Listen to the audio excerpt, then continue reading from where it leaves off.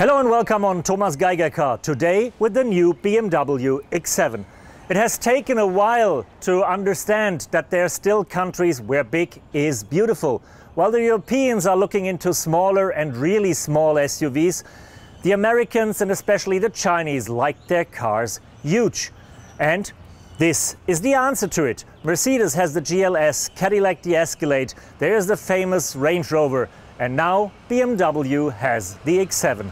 If you want to know what to expect from the big brother of the X5 entering the market in April in the US and China and in May in the rest of the world, join me on my test drive and I'll tell you more about it. For the start, the X7 will be offered with two petrol engines as a X7 40i with a 3-liter inline-6 petrol engine of 340 horsepower, accelerating up to 245 kilometers per hour, or as a 50i with the famous 4.4-liter V8 engine, accelerating up to 250 kilometers per hour and pushing this 2.5-ton giant in 5.4 seconds from 0 to 100. For specific markets, there are also two diesel engines available. The 30D with a 3-liter inline-6 of 265 horsepower, or the M50D with 400 horsepower, also out of 3 liters of displacement. Two engines missing for my taste. It would be great if they would fit in the 12-cylinder. If they claim the X7 to be the 7 Series amongst the SUVs, this would be a perfect solution to differentiate themselves from Mercedes GLS, Range Rover and all the other cars, and close the gap to luxury vehicles like the Bentley Bentayga or the Rolls-Royce Cullinan. And something else that's really missing, the plug-in hybrid. Not thought about it yet, especially if you look to the US or China. This might be an engine you really have to offer if you want to be sustainable and will have a long-term future. The claim of BMW is sheer driving pleasure, hard to achieve in a vehicle that is more than 5 meters long and weighs almost 2.5 tons. But considering size and weight of the vehicle, the engineers have done a really good job to make it as agile as possible on the one hand and as comfortable as possible on the other hand. For that, they put lots of ingredients into the vehicle. We have an air suspension, we have a rear wheel steering, we have the all-wheel drive, we have a perfect 8-speed gearbox, and we have a setup that you can change by the touch of the button, making the X7 a luxury cruiser or a pretty aggressive giant with lots of power. While most of the parts of the X7 are pretty unique, the cockpit really reminds me on the X5. But it's not the worst family relation, since the X5 is brand new and the infotainment system is amongst the best that you can get in the industry at the moment. So also in the X7 we have the big digital cluster instrument and the huge touchscreen next to it, with gesture control, with voice recognition and with the iDrive controller on the center tunnel. But BMW claims the X7 to be a luxury vehicle, and that's why we have all the bliss and bling that it needs to make the car look pretty and expensive. Nice leather, wonderful stitching, beautiful wood, and as in the X5, even crystal glass details on the gear lever, on the iDrive controller or on the button to start the engine.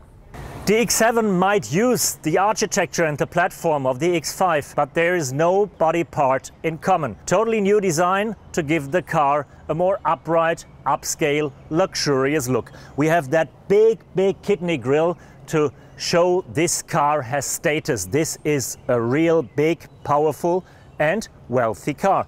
We have a different side panel due to the increased length. The car is 5.15 meters in length, 25 centimeters more than the X5, with 15 centimeters more wheelbase, something you realize if you look into the vehicle.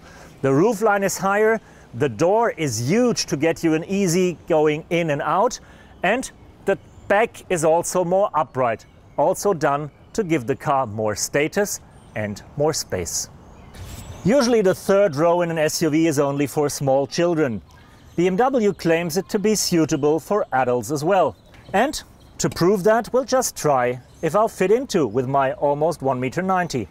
Since the doors are huge, it is at least easy to get into because I have a real big gap.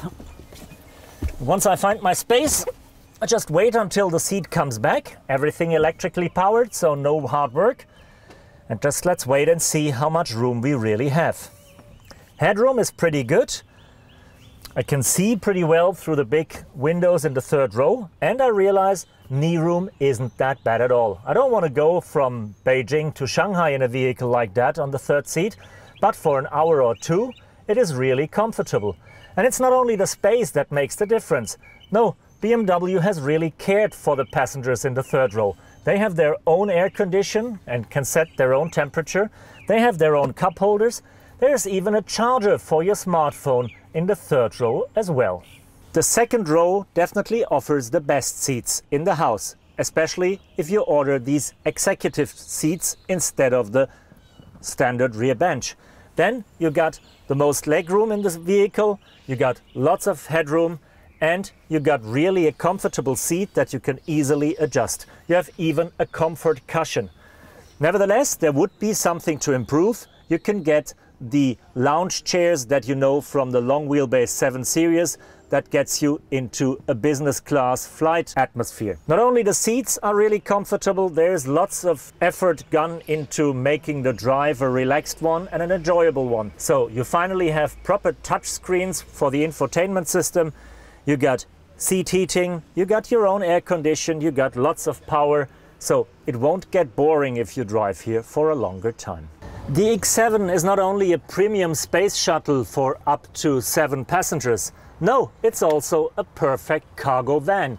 While the boot space is somehow limited with all seats up, you only have 326 liters of cargo capacity. You can increase it by the touch of the button. Since all the seats are electrically driven, it just uses one finger and you can fold everything down. Then you have 750 liters with 5 seats up and more than 2000 liters with all seats folded down. Plus the divided tailgate as we know it from the X5, and the air suspension that lowers the vehicle for 4 centimeters to give you an easy loading height. That's the most versatile touring that you can get in the BMW portfolio. Thanks for joining me on that first test drive with the new BMW X7. A really impressive vehicle. It does not only look good and has lots of status, it has also lots of space, lots of luxury and lots of power. It is just a 7 Series with a bit more versatility and higher ground clearance. A car that definitely will find a space in the luxury SUV market, and a car that's going to be a tough cookie for the new Mercedes GLS to come. So if you're wealthy, if you're looking for an SUV, you got one choice more to choose from. Thank you, tschüss, bye bye and 再见.